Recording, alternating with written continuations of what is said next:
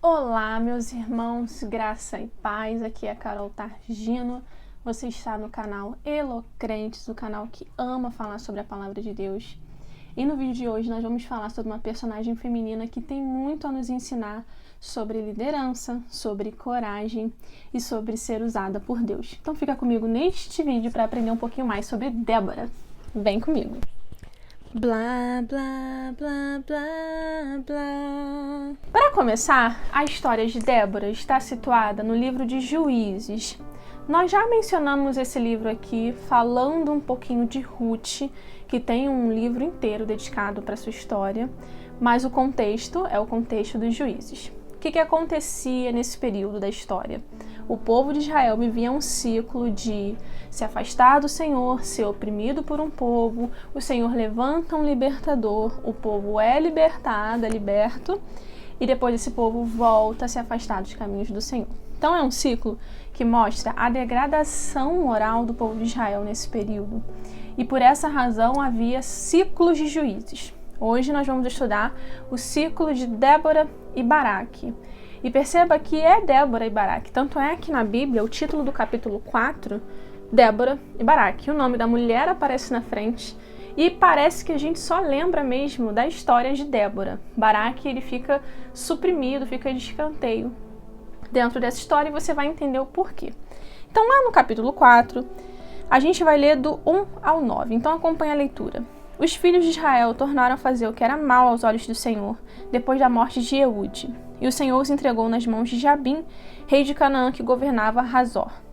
O comandante do seu exército era Sísera, que morava em Arosete-Agoim. Com certeza eu estou falando alguma palavra errada, tá? Então me perdoem. Os filhos de Israel clamaram ao Senhor porque Jabim tinha 900 carros de ferro e durante 20 anos oprimia duramente os filhos de Israel. Débora, profetisa, esposa de Lapidote, julgava Israel naquele tempo. Ela atendia debaixo da palmeira de Débora, entre Ramá e Betel, na região montanhosa de Efraim. E os filhos de Israel vinham até ali para apresentar as suas questões. Débora mandou chamar Baraque, filho de Abinoão, de Quedes de Naftali, e lhe disse: O Senhor, Deus de Israel, deu a seguinte ordem: vai e reúna os seus homens no Monte Tabor, escolhendo 10.000 homens das tribos de Naftali e dos filhos de Zebulon. Eu farei com que Sísera, comandante do exército de Jabim, se dirija até você junto ao ribeiro de Quizon, com seus carros de guerra e as suas tropas, e eu o entregarei nas suas mãos. Então Baraque disse a Débora: se você for comigo, irei, mas se você não for comigo, não irei. Ela respondeu: certamente irei com você, mas a honra da investida que você está empreendendo não será sua, porque o Senhor entregará Sísera nas mãos de uma mulher. E aqui a gente tem um spoiler do final dessa história, que é muito impressionante. A gente vai ser apresentado a Débora, como a Bíblia mesmo relata, é uma profetisa, é uma mulher de família, é esposa de alguém, aqui é Lapidote, e é muito interessante observar que Lapidote significa chama, então Débora é casada com uma chama, com uma tocha de fogo. Só que esse marido de Débora, ele não tem mais nenhuma definição aqui, é só marido de Débora. Ela era tão famosa que havia uma palmeira com seu nome, muito provavelmente porque era o lugar em que ela ali aconselhava o povo, então onde ela era procurada. Isso já mostra que é uma mulher com uma relevância e protagonismo muito forte numa época em que mulheres não tinham muita voz na sociedade, né? Perceba que Deus, ele não tem limites para usar alguém, ele usa quem ele quer. E essa história de Débora, antes de estudar a fundo, eu tinha uma impressão muito negativa, porque eu acreditava que a devastação moral do povo de Israel era tão terrível que Deus teve que usar uma mulher para libertar o povo, no sentido pejorativo mesmo do pensamento. Não havia homens para serem levantados, então Deus foi lá e usou Débora, como se ela fosse o resto. Só que não é isso que a Bíblia nos revela. O plano do Senhor é para homens e mulheres. Havia, com certeza, homens que pudessem resgatar e libertar Israel da opressão. Tanto havia que Baraque foi usado para isso. Só que o protagonismo da história ficou para Débora, porque ela teve a ousadia de receber uma palavra do Senhor e entregá-la a Baraque. E além dessa ousadia, ela encorajou Baraque, falando que o Senhor entregaria esse grande exército. Temos que ter uma noção do quão perigoso, era enfrentar o seu opositor, porque lá no comecinho do capítulo 4, a gente vai observar que o Senhor entregou, né, o povo nas mãos de Jabim, rei de Canaã, que governava Hazor. O comandante do seu exército era Sísera.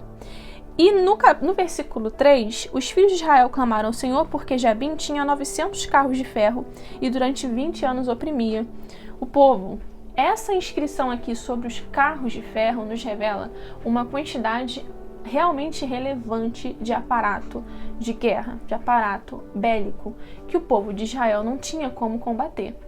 Então não era qualquer oponente. Sísera, vamos pegar a figura do comandante do exército, era um homem que tinha uma capacidade de fazer estrago.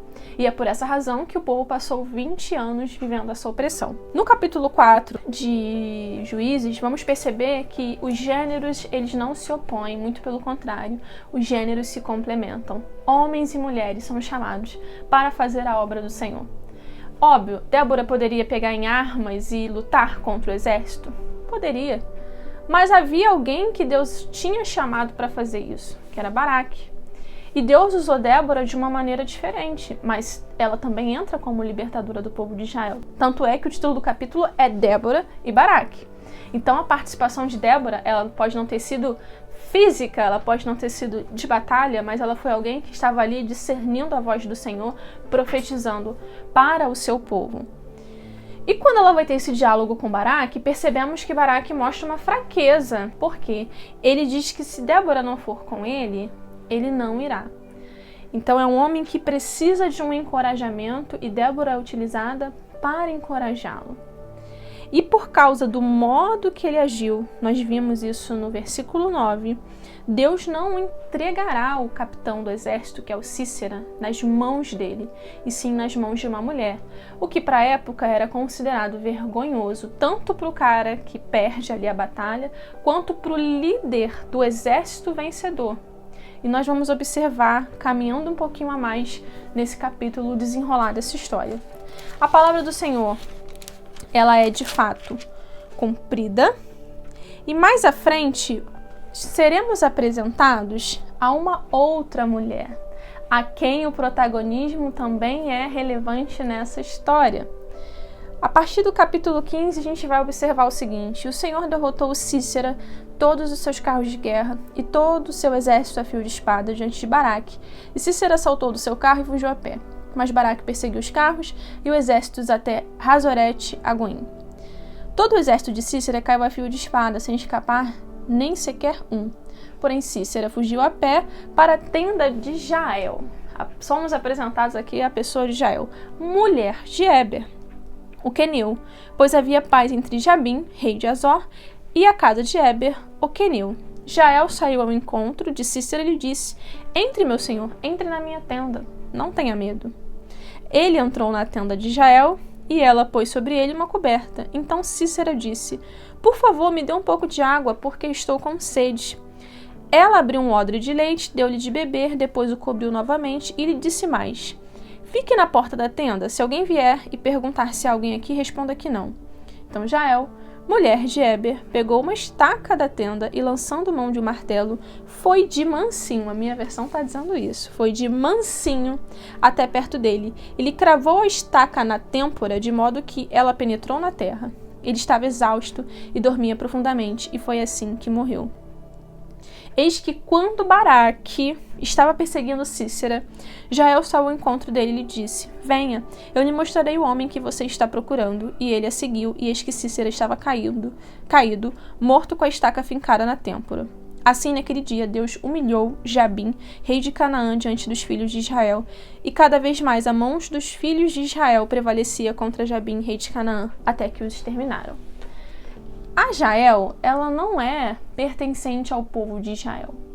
Mais uma vez vemos que Deus usa quem Ele quer para cumprir o seu propósito. Primeiramente usou uma mulher, Débora, para convocar um exército para lutar contra esse grande oponente bélico e o seu exército, tanto Jabim e Sísera.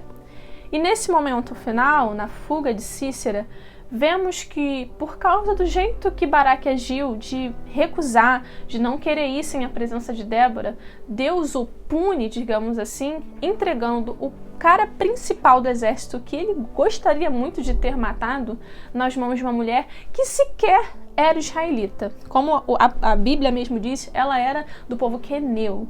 Deus entrega este homem para Jael, uma outra mulher que vai receber esse protagonismo aqui. No capítulo 5, nós vamos ver o Cântico de Débora. E entre os versículos vamos ver a inscrição: Bendita seja Jael entre as mulheres. Só vemos essa inscrição na Bíblia quando falamos da mãe do Criador, Maria. Então o feito de Jael foi tão profundo, tão celebrado naquele momento, que ela recebe a mesma ode que a mãe do Senhor vai receber mais à frente nessa história. O que a gente pode aprender com isso? Deus tem propósitos e planos e Ele vai usar quem Ele quiser para fazê-los cumprir. Outra coisa é que, na verdade, eu falei protagonismo muitas vezes, só que o protagonismo continua sendo do Senhor. O protagonismo não é de Débora, não é de Jael, não é de Baraque. Quem deu essa vitória aqui foi o próprio Senhor, porque Ele é o Senhor da história. É Ele quem escreve e coloca todos esses detalhes. É Ele quem decide dar a vitória e é Ele também que decide dar a derrota, né? Então a gente tem que perceber isso. O Senhor usa quem Ele quer para fazer cumprir o seu propósito. Mas nós, como mulheres, que muitas vezes nos vemos em debate sobre o nosso papel, qual que é o nosso local, né? Qual que é o nosso lugar na sociedade, onde a gente deve se inserir, percebemos que podemos liderar, podemos encorajar, podemos fazer outras pessoas, estimular outras pessoas a fazerem feitos realmente maiores. Podemos estar nos bastidores, mas também podemos estar no palco. Deus tem um plano para cada uma de nós. Devemos nos ater à voz do Senhor. Essa é a minha reflexão de hoje sobre essa história maravilhosa.